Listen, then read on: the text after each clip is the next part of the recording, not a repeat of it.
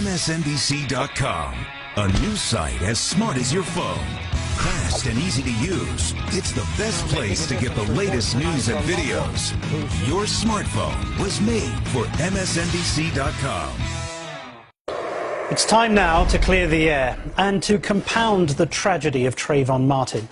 It feels as though some people are now trying to do to him in death what George Zimmerman apparently did to him in life, attributing to this young man a character and a personality that they could not possibly know.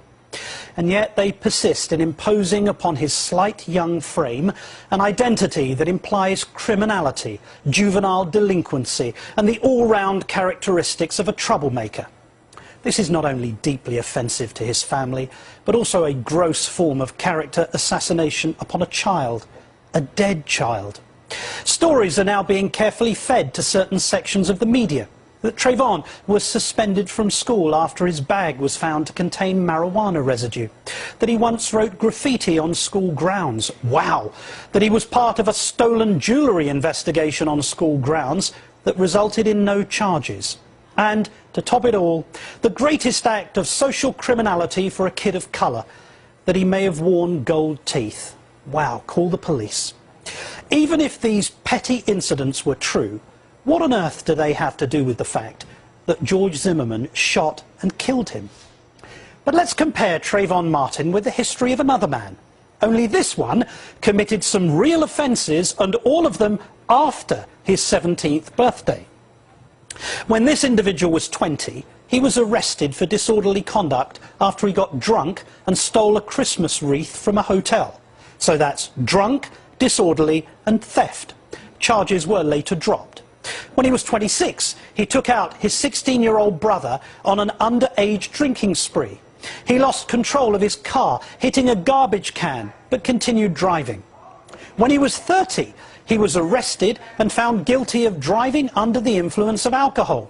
His driving licence was suspended for 2 years, even though his friends tried to say that it was for just 30 days. Now, does this brief history make him a social wretch? A criminal with no regard for other road users, a drunk, a disgraceful influence upon young people, including his own 16-year-old brother? What do you call him? Scum of the earth? Hoodlum? Criminal? In fact, America ended up calling him the 43rd President of the United States, George W. Bush. But that's not what they're calling Trayvon Martin. Instead, the brief lifestyle of this young man is now on trial. There's now a full-scale character assassination, suggesting that Trayvon Martin deserved his fate, that he even provoked his own death. But while you may be tempted to divert your attention away from what really happened, here are the only 3 facts that really matter. First, a man with a gun chose to pursue an unarmed teenager who'd done nothing wrong.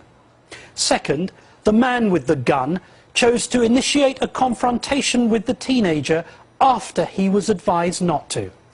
Third, as a result of the confrontation, the man with the gun shot the teenager to death. And when you focus on the facts, it's not the colour of his teeth that keep coming back to haunt you. It's the colour of his skin.